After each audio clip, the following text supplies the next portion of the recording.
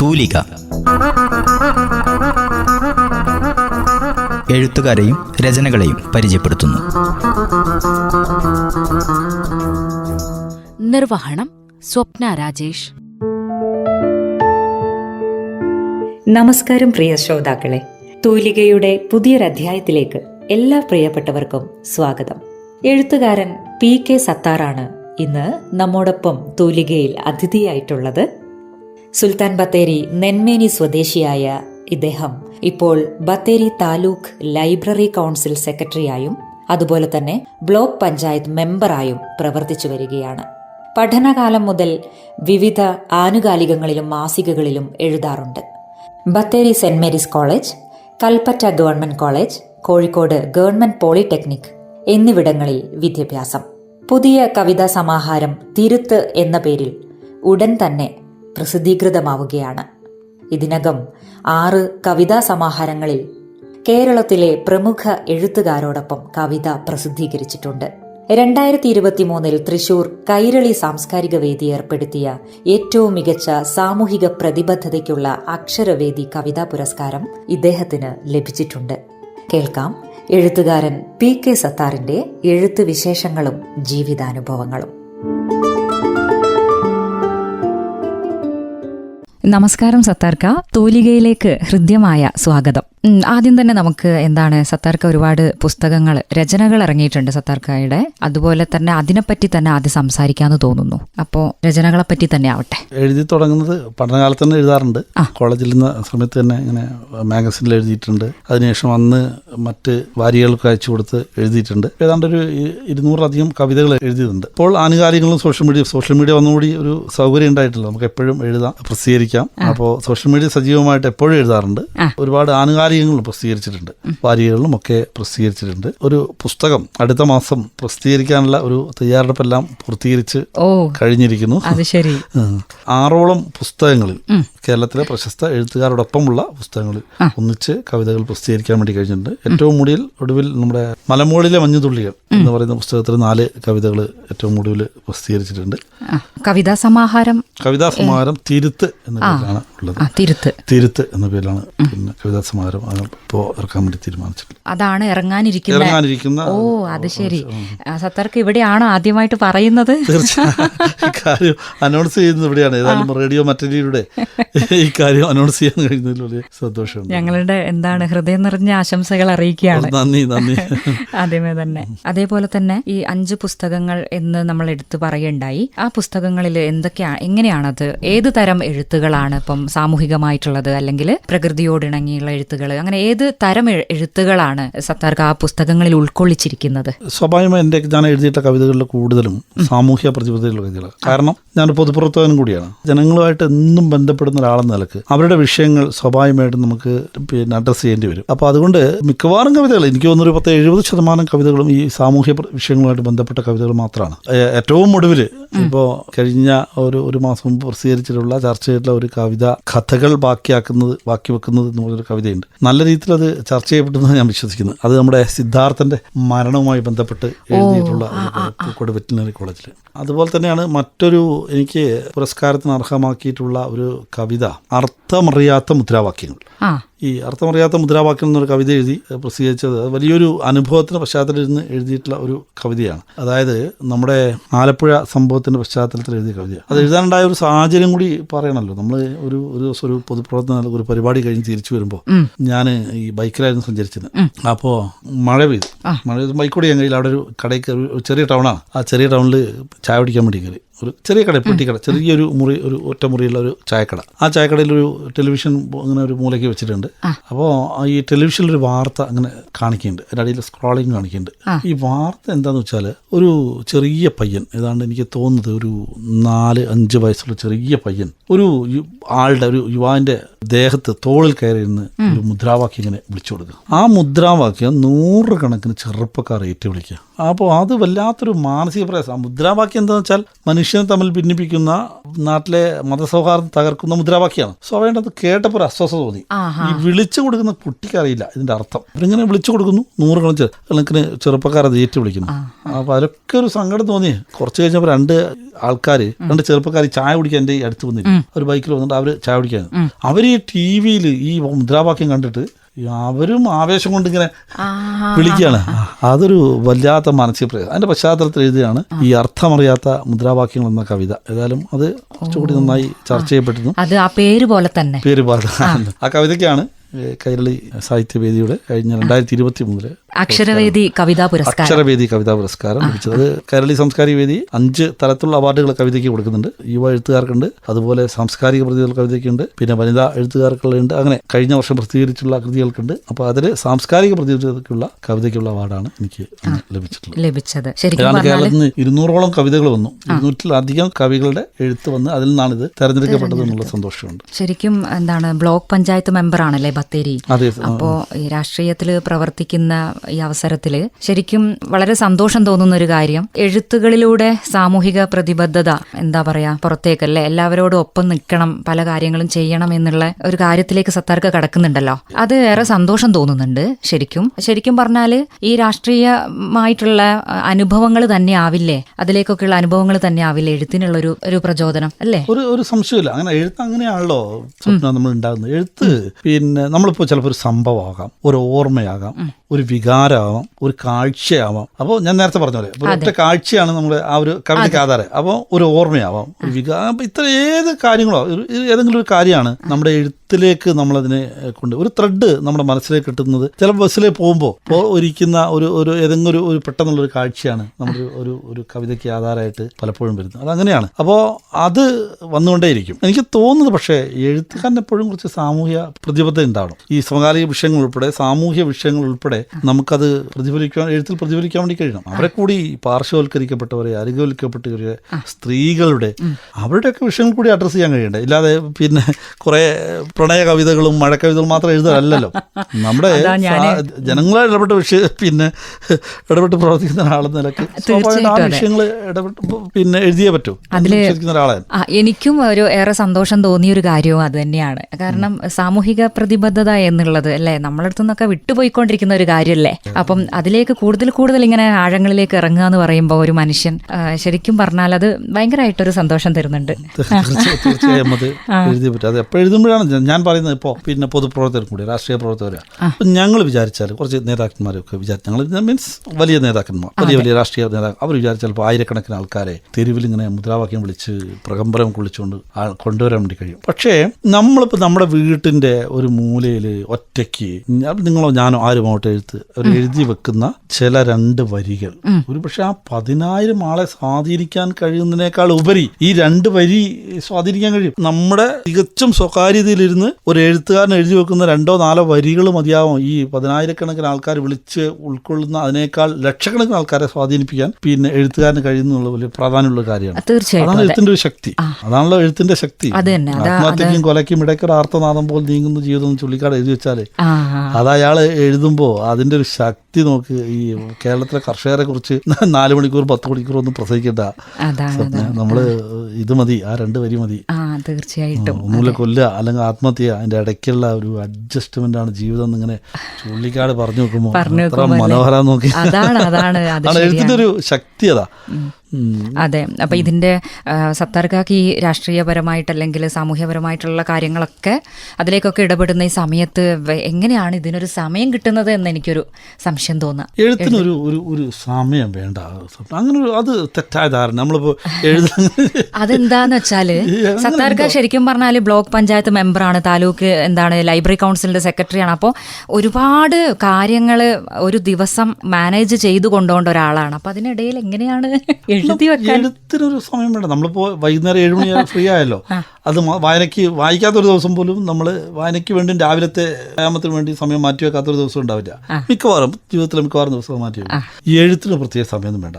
ഞാൻ ഈ ചില കവിതയൊക്കെ എഴുതിയിട്ടുള്ളത് ഈ ബോറൻ മീറ്റിംഗ് ഉണ്ടല്ലോ, ഈ പരിശീലനങ്ങൾ 6 മീറ്റിങ്ങുകൾ, ചിലപ്പോൾ ബോർഡ് മീറ്റിങ്ങിനിടയിൽ, ബ്ലോക്ക് പഞ്ചായത്തിന്റെ ബോർഡ് മീറ്റിങ്ങിനിടയിൽ ചിലപ്പോൾ ഞാൻ കവിത എഴുതിയിട്ടുണ്ട്. അത് അപ്പോഴേക്കും നമുക്കൊരു ത്രെഡ് നമ്മുടെ മനസ്സിലേക്ക് ഒരു ത്രെഡ് വരുന്ന അന്നേരം അത് അപ്പൊ നോട്ട് ചെയ്ത് പിന്നെ അതിനെ നമുക്കതിനെ ആ ത്രെഡ് എഴുതി വെച്ച് കഴിഞ്ഞാൽ പിന്നെ ഒരു മികച്ച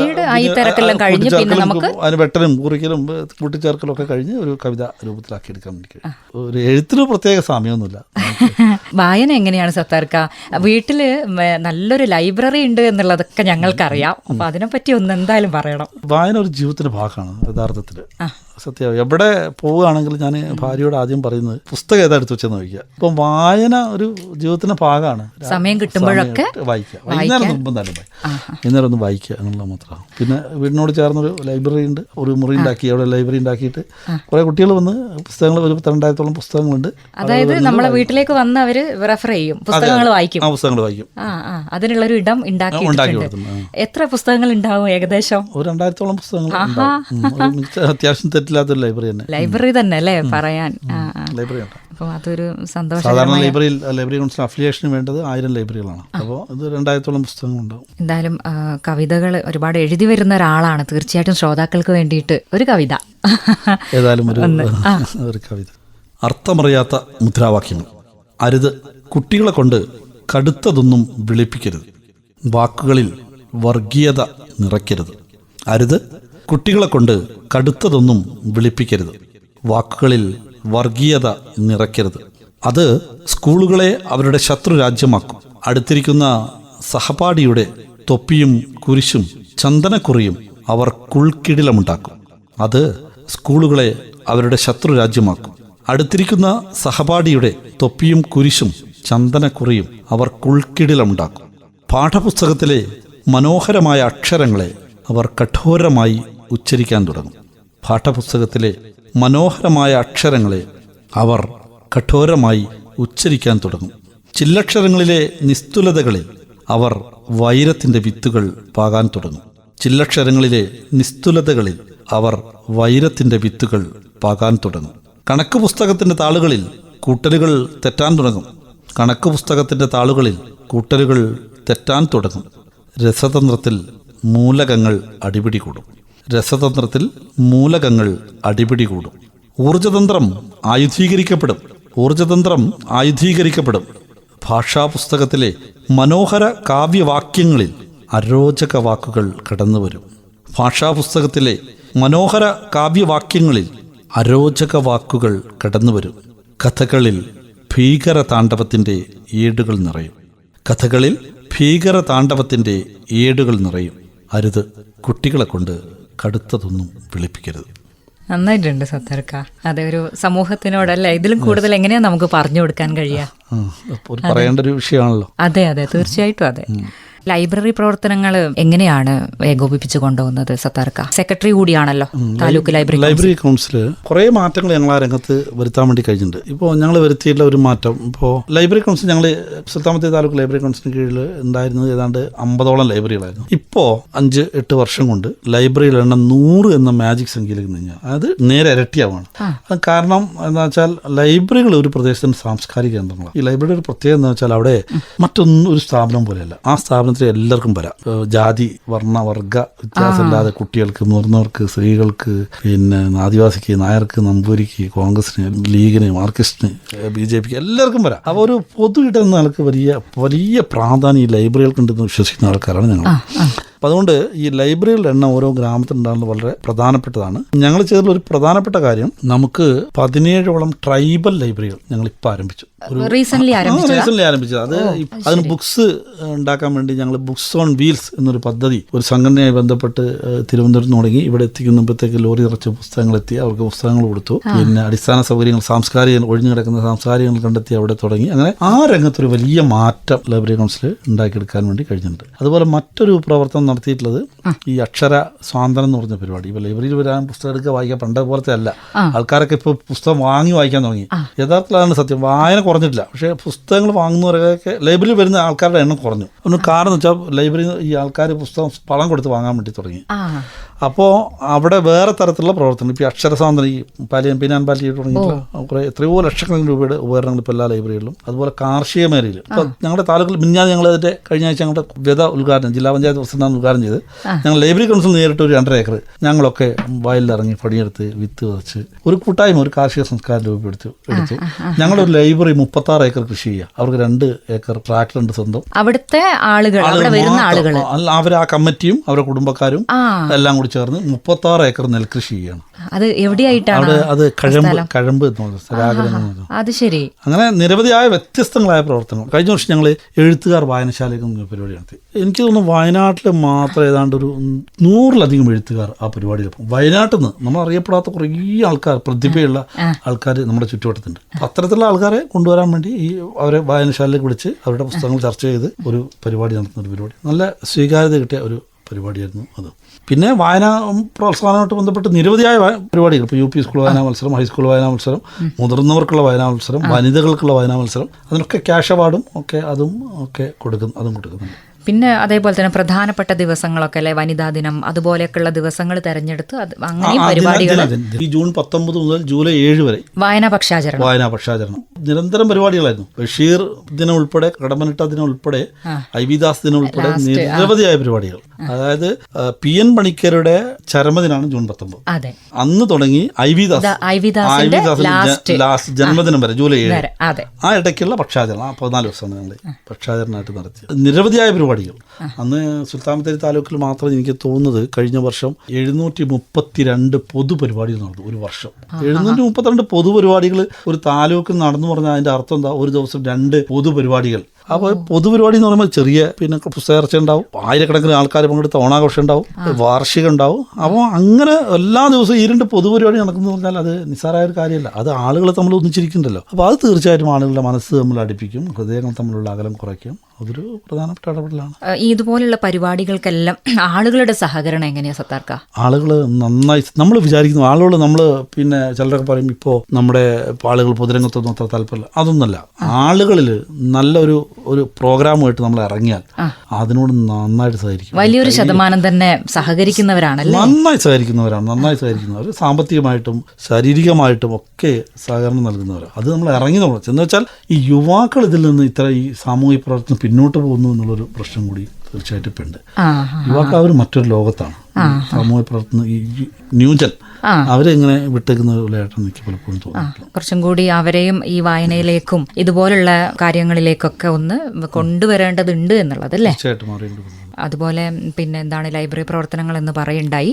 അപ്പോൾ തീർച്ചയായിട്ടും സത്താർക്കാക്ക് നമുക്ക് നമ്മളെ വയനാട്ടിലെ ഒരു എഴുത്തുകാരുണ്ടല്ലോ, നമ്മളൊരു എഴുത്ത് സമ്പത്ത് ഉണ്ടല്ലോ ശരിക്കും പറഞ്ഞാൽ. അതിനെപ്പറ്റി എന്താണ് പറയാനുള്ളത്? കാരണം ആദ്യ കാലഘട്ടങ്ങളിലൊക്കെ ഇങ്ങനെ പറയുന്നത് കേൾക്കുന്നുണ്ട്, നമ്മൾ കുറച്ച് വയനാട്ടിലേക്കാണ്, നമ്മൾ കുറച്ച് ഉള്ളിലോട്ടാണ്. അപ്പം പുറമേയുള്ള ജില്ലക്കാർക്കൊക്കെ ഇത്രയും കൂടെ ഈ സാഹിത്യ മേഖലയിലേക്ക് അല്ലെങ്കിൽ സാംസ്കാരികമായ കാര്യങ്ങളിലേക്ക് പരിപാടികളിലേക്ക് ഇറങ്ങാൻ കുറച്ചും കൂടെ എളുപ്പമാണ്. നമ്മൾ ഇത്രയും കൂടെ ഉള്ളോട്ടല്ലേ, ഇവിടെ നിന്ന് ഒന്ന് പുറത്തേക്കൊന്ന് എത്തിപ്പെടാൻ ഇത്തിരി പാടാണ് എന്നൊക്കെ പറയുന്നുണ്ടായിരുന്നു. പക്ഷെ എനിക്ക് തോന്നിയിട്ടുള്ളത് വയനാട് ഗംഭീരമായിട്ട് മുന്നേറുന്നുണ്ട് എന്നാണ് എൻ്റെ അഭിപ്രായം. സത്താർക്കാക്ക് എന്താണ് അത് പറയാനുള്ളത്? സ്വത്ത് പറഞ്ഞത് ശരി. അത് ഒരു പിന്നെ പുറമേ ജില്ലക്കാർക്ക് ഒരു പ്രിവിലേജ് എപ്പോഴും കിട്ടുന്നുണ്ട്. പിന്നെ വയനാട്ടുകാരെ കുറിച്ചുള്ള പുറമേ ഉള്ളൊരു കൺസെപ്റ്റ് ഉണ്ടല്ലോ, നമ്മൾ ഈ 40% കാടുള്ള സ്ഥലമല്ലേ. അപ്പോൾ നമ്മളിവിടെ നിന്ന് വരുമ്പോൾ ഒരു കോൺസെപ്റ്റ്, വേറെ കോൺസെപ്റ്റിലേക്ക് അവർ കാണുന്നുണ്ട്. അപ്പോൾ ഒരു പ്രിവിലേജ് അവർക്ക്. പക്ഷേ മാറിയിട്ടോ, പണ്ടൊക്കെ ഒരു പുസ്തക പ്രകാശനം പിന്നെ വയനാട്ടിൽ നടക്കുന്ന എപ്പോഴാണ്? 2 മാസം 3 മാസം കൊണ്ട് പോയി ഒരു പുസ്തകം. ഇപ്പം നോക്ക്, ഈ കഴിഞ്ഞ മാസം തന്നെ 3ഓളം പുസ്തകങ്ങൾ പ്രകാശനം ചെയ്തു. അപ്പോൾ ഇതൊക്കെ പുതിയ എഴുത്തുകാരാ. പണ്ടൊക്കെ എഴുത്ത് എന്ന് പറഞ്ഞാൽ ചിലരുടെ ഒരു പ്രത്യേകം ആൾക്കാരുടെ മാത്രം കാര്യമായിരുന്നു. അത് മാറി. അപ്പോൾ കുറേ പ്രതിഭയുള്ള ആൾക്കാർ വരുന്നത് വയനാട്ടിലെ ഒരു വലിയ മുന്നേറ്റം ഈ മേഖലയിൽ നിന്ന് എഴുത്തുകാരുടെ മേഖലയിൽ ഉണ്ടായിട്ടുള്ള യാഥാർത്ഥ്യം. അതുപോലെ സത്താർക്ക ന്യൂസ് പേപ്പർ ഏജൻസ് അസോസിയേഷന്റെ സ്റ്റേറ്റ് പ്രസിഡന്റ് ആണല്ലോ. അപ്പോൾ അതുമായി ബന്ധപ്പെട്ട കാര്യങ്ങൾ എങ്ങനെയാണ് കൊണ്ടുപോകുന്നത്? ഞാൻ കുറേ വർഷങ്ങളായിട്ട് ഒരു പത്ര ഏജന്റും ആയിരുന്നു. വളരെ വർഷങ്ങൾക്ക് മുമ്പ്, ഏതാണ്ട് 10-25 വർഷത്തിനും ഒരു മുകളിലായി ഞാനത് പിന്നെ ആ രംഗത്ത് പ്രവർത്തിക്കുന്നത്. ഇപ്പോഴാണ് ഞാൻ അതിൻ്റെ സംസ്ഥാന പ്രസിഡന്റായി മാറിയത്. നാഷണൽ സെക്രട്ടറി കൂടിയാണ്. അത് ശരി. സജീവമായി അതിൻ്റെ സംഘടന എന്ന നിലക്ക്. കാരണം ഈ പത്ര ഏജന്റുമാരെ സംഘടിതരല്ലായിരുന്നു. കേരളത്തിൽ അവരെ സംഘടിതരാക്കി വെക്കാൻ ഞങ്ങളൊരു സജീവമായ ശ്രമം നടത്തിയിട്ടുണ്ട്. ഞങ്ങളിപ്പോൾ ഏതാണ്ട് കേരളത്തിലെ എല്ലാ ജില്ലകളിലും അതിൻ്റെ കമ്മിറ്റിയുണ്ട്, ദേശീയ തലത്തിലും കമ്മിറ്റിയുണ്ട്. ഏതാണ്ട് 13ഓളം സംസ്ഥാനങ്ങളിൽ സജീവമായ സംഘടനാ പ്രവർത്തനം നടക്കുന്നുണ്ട്. ഇതിൻ്റെ സംഘടനാ പ്രവർത്തനത്തിൻ്റെ ഭാഗമായിട്ട് കൊണ്ടുപോകുന്നു മാത്രമേ ഉള്ളൂ. അതിൽ എന്തൊക്കെയാണ് നമ്മൾ ലക്ഷ്യം വെക്കുന്നത് ശരിക്കും അങ്ങനെ ഒരു അസോസിയേഷൻ കൊണ്ട്? അസോസിയേഷൻ കൊണ്ട് അവർ സംഘടിതരാക്കുക എന്നുള്ള, ലോകത്ത് സംഘടിക്കാത്ത വിഭാഗങ്ങൾ, അത് തൊഴിലെടുക്കുന്ന ആളുകൾ സംഘടിക്കാതിരിക്കുക എന്ന് പറഞ്ഞാൽ ഒരു തെറ്റായ രീതിയാണ്. അപ്പോൾ അവർ സംഘടിതരാകുമ്പോഴാണ് തൊഴിലെടുക്കുന്നവർ എപ്പോഴും അവരുടെ അവകാശങ്ങളെക്കുറിച്ച് ഒരു ബോധ്യം ഉണ്ടാവുള്ളൂ. അവർ വലിയ ചൂഷണത്തിന് വിധേയമാകുന്നുണ്ട് ഈ പത്ര ഏജന്റുമാർ. കാരണം അവരുടെ ഒരു വാർത്ത പോലും ഇപ്പോൾ റേഡിയോ മാറ്റിൽ കൊടുത്തേക്കാം, പക്ഷേ മലയാള മനോരമയിൽ, മാതൃഭൂമിയിലൊന്നും ഇവരുടെ ഒരു വലിയ പത്തറ്റിക് കണ്ടീഷനാണ്. മലയാള മനോരമയിൽ, മാതൃഭൂമിയിലൊന്നും ഇവരുടെ പത്രം കൊണ്ടുപോകുന്ന ആൾക്കാരുടെ വാർത്ത കൊടുക്കില്ല, അവരുടെ സംഘടനയുടെ വാർത്ത കൊടുക്കും. സംഘടിതരാകരുത് എന്ന് അവരേതൊക്കെയോ താല്പര്യം കൊണ്ട് അവരങ്ങ് നിശ്ചയിച്ചു. അപ്പം അത്തരത്തിലുള്ള ആൾക്കാരെ ചേർത്ത് പിടിക്കുക എന്നുള്ളതാണ് പ്രധാനം. വീണ്ടും നമ്മൾ ഒന്നുകൂടി എഴുത്തിലേക്കൊന്ന് തിരിച്ചു വരികയാണെങ്കിൽ, എഴുത്തിൽ ശരിക്കും സ്വാധീനിച്ച ഏതെങ്കിലും നമ്മുടെ എഴുത്തുകാരുണ്ടോ സത്താർക്ക? തീർച്ചയായിട്ടും സ്വാധീനിച്ച എഴുത്തുകാരുണ്ട്. എഴുത്തുകാരിൽ കവിതകളാണ് സച്ചിമാഷ്, സംശയമൊന്നുമില്ല. സച്ചിമാഷാണ്. സച്ചിമാഷായിട്ട് അടുത്ത ബന്ധവും വ്യക്തിബന്ധവും ഇപ്പോഴും തുടരുന്നുണ്ട്. സച്ചിദാനന്ദൻ മാഷിനെ തന്നെയല്ലേ? അതെ. അപ്പോൾ സച്ചിമാഷിനെ പോലെ ഇത്ര എഴുതാൻ കഴിയുന്ന ടാലൻസ് ഉള്ള ഒരാളെ നമുക്ക് വേറെ കാണില്ല. ഇപ്പോൾ മറ്റ് എഴുത്തുകാരെ പറഞ്ഞ കെ ആർ മീര അസാധ്യ പ്രതിഭയുള്ള, മലയാളത്തിൽ നിന്ന് പ്രതിഭയുള്ള ഒരാൾ ഞാൻ കണ്ടിട്ടില്ല. ഏറ്റവും കൂടുതൽ ഖബർ, ആരാച്ചാർ, അത്ര ബോൾഡായിട്ട് എത്ര ഒരു സ്ത്രീപക്ഷ കാഴ്ചപ്പാടിലാണ് അവർ എഴുന്നൊക്കെ പറഞ്ഞാൽ പോലും സാമൂഹ്യ വിഷയങ്ങളോട് ഏറ്റെടുത്ത് അവർ നടത്തുന്ന ഈ എഴുത്തിന് വല്ലാത്തൊരു രീതിയിലാണ് അവരുടെ എഴുത്ത്. അപ്പോൾ നമ്മൾ അത് ഇപ്പോൾ ഖബറൊക്കെ എടുത്തു കഴിഞ്ഞാൽ വായിച്ച് തീർത്ത് നമ്മൾ നിലത്ത് വെക്കുള്ളൂ. ആരാച്ചാർ അങ്ങനെ തന്നെയാണ്. ആരാച്ചാർ വായിക്കുമ്പോൾ നമ്മൾ അവരെ കൂടെ അങ്ങ് പോകും. കൽക്കത്തയിൽ തെരുവിൽ അതിൻ്റെ കൂടെ ശവമണ്ടി വലിക്കുമ്പോൾ അതിൻ്റെ കൂട്ടത്തിലൊക്കെ നമ്മൾ കൂട്ടത്തിലങ്ങ് പോകും. അത്ര അവരുടെ ആഖ്യാന ശൈലി നമ്മളെ മനസ്സിലേക്ക് ഇറങ്ങി വരും. അപ്പോൾ അത്രയും ഡെപ്തുള്ളൊരു എഴുത്തുകാരിയായിട്ട് ഇപ്പോൾ ഉള്ള കാണുന്നത്. പിന്നെ സ്വാഭാവികമായി എം ടിയെ പോലെ പ്രതിഭയൊക്കെ ഇനി പറയണ്ടല്ലോ. സ്വാഭാവികമായിട്ടും അത്തരം ആളുകളെ വലിയ ഇഷ്ടമാണ്. പിന്നെ ശ്രീരാധാകൃഷ്ണനാണ് ഏറ്റവും ഇഷ്ടപ്പെട്ട ഒരു എഴുത്ത്. ഇപ്പം മുൻപേ പറക്കുന്ന പക്ഷികൾ, പുള്ളിപ്പുലികളും വെള്ളി നക്ഷത്രങ്ങളും, എന്തൊരു രസകരമായ എഴുത്താണ്. ഞാൻ മുൻപേ പറക്കുന്ന പക്ഷികളൊക്കെ വായിക്കുന്നത് പഠനകാലം കഴിഞ്ഞ സമയത്താണ്. ഒരു ഇരിപ്പിന് ലൈബ്രറിയിൽ നിന്നെടുത്ത് അന്ന് ക്ലാസ് കട്ട് ചെയ്ത് വായിച്ചു. അന്ന് വൈകുന്നേരം വീട്ടിൽ വന്നിട്ട് രാത്രി മുഴുവൻ ഇരുന്ന് 12:30 മണിയാകുന്നത് വായിച്ച് തീർത്ത് വെച്ചൊരു വായന അനുഭവം അതിലുണ്ട്. അത്രയും മനോഹരമായ ഒരു നോവലാണ്. പിന്നെ പുതുതലമുറയിൽ പുതിയ എഴുത്തുകാർ, ഇപ്പോൾ അഖിൽ പി ധർമ്മജൻ പോലെയുള്ള പുതിയ എഴുത്തുകാരൊക്കെ ഉണ്ടായി വരുന്നു. സന്തോഷം. പക്ഷേ ഈ പറഞ്ഞ എഴുത്തുകാരാണ് വളരെ സ്വാധീനിച്ചിട്ടുള്ള ഒരു എഴുത്തുകാരെന്ന് നമുക്ക് പറയാം. ഫാമിലിനെ പറ്റിയിട്ട് എങ്ങനെയാണ് സത്താർക്ക ഒന്ന് പറയാൻ കഴിയാ? പറയൂ. ഫാമിലി, ഭാര്യ നൗഷിത വീട്ടമ്മയാണ്. മോൻ അനസ് ഉണ്ട്. BBA ഇപ്പോൾ കോഴ്സ് ബാംഗ്ലൂരിൽ ചെയ്തുകൊണ്ടിരിക്കുന്നു. മകൾ ഡിഗ്രിക്ക് BSc മാത്സിന് സനാമറിയം കോഴിക്കോട് മലബാർ ക്രിസ്ത്യൻ കോളേജിൽ ഇപ്പോൾ പഠിച്ചുകൊണ്ടിരിക്കുന്നു. ഇളയ മകൻ അയാൻ, 3 കുട്ടികളാണ്. അയാൻ ഇപ്പോൾ 7ാം ക്ലാസ്സിൽ ബത്തേരിയിൽ പഠിക്കുന്നു. സന്തോഷം അല്ലേ? എന്തായാലും ഒരു കവിത കൂടി ഞങ്ങൾക്ക് വേണ്ടി സത്താർക്ക. തീർച്ചയായിട്ടും. തിരസ്കൃത ഹൃദയം എന്ന് പറഞ്ഞൊരു കവിതയാണ്. നേരത്തെ പറഞ്ഞ പുസ്തകത്തിൽ പ്രസിദ്ധീകരിച്ചിട്ടുള്ളതാണ്. തിരസ്കൃത ഹൃദയം. മായ്ക്കയാണ് നിൻ കണ്ണിൽ പതിയാതെ പോയൊരൻ വർണ്ണക്കൂട്ടിന്. മായ്ക്കയാണ് നിൻ കണ്ണിൽ പതിയാതെ പോയൊരൻ വർണ്ണക്കൂട്ടിന്. ചങ്ങലക്കിടുകയാണ് ഞാൻ നിന്നൊപ്പം നടക്കാനേറെ ആശിച്ച എൻ പാദങ്ങളെ. ചങ്ങലക്കിടുകയാണ് ഞാൻ നിന്നൊപ്പം നടക്കാനേറെ ആശിച്ച എൻ പാദങ്ങളെ. ഇനി കോർക്കില്ല കൈകൾ ചെറുനുള്ളിനാൽ നിൻ വിരലുകൾ നോവു നൽകിയൊരോർമ്മകളാൽ. ഇനി കോർക്കില്ല കൈകൾ ചെറുനുള്ളിനാൽ നിൻ വിരലുകൾ നോവു നൽകിയൊരോർമ്മകളാൽ. ഇനി തടയാമൻ നയനങ്ങളെ നിനക്ക് അസ്വസ്ഥമാകും ദൃഷ്ടികളെ. ഇനി തടയാമൻ നയനങ്ങളെ നിനക്ക് അസ്വസ്ഥമാകും ദൃഷ്ടികളെ. ഇനി എനിക്കില്ലൊരു ഗന്ധവും അത് നിൻ ശ്വസനതാളം പോലും മുറിക്കുന്നതാകയാൽ. ഇനി എനിക്കില്ലൊരു ഗന്ധവും അത് നിൻ ശ്വസനതാളം പോലും മുറിക്കുന്നതാകയാൽ. ഇല്ല ഇനി വേണ്ട, എടുക്കുന്നു ഞാൻ നിൻ ഹൃദയത്തിൽ ചേർത്ത് വയ്ക്കാത്തൊരു എൻ ഹൃത്തിനെയും. ഇല്ല ഇനി വേണ്ട, എടുക്കുന്നു ഞാൻ നിൻ ഹൃദയത്തിൽ ചേർത്ത് വയ്ക്കാത്തൻ ഹൃത്തിനെയും. എന്തായാലും ഏറെ സന്തോഷം സത്താർക്ക. ലൈബ്രറി കൗൺസിലിൻ്റെ പ്രവർത്തനങ്ങളും അതുപോലെ തന്നെ ബ്ലോക്ക് പഞ്ചായത്തിൻ്റെ പ്രവർത്തനങ്ങളും ഒക്കെ ഭംഗിയായി മുന്നോട്ട് കൊണ്ടുപോകാൻ കഴിയട്ടെ. അതോടൊപ്പം തന്നെ എഴുത്തുകളും എന്താണ് ഈ സാമൂഹിക പ്രതിബദ്ധതയുള്ള എഴുത്തുകൾ എന്ന് പറയുമ്പോൾ പ്രത്യേകമായിട്ട് തന്നെ ഒരു സന്തോഷം തോന്നുന്നുണ്ട്.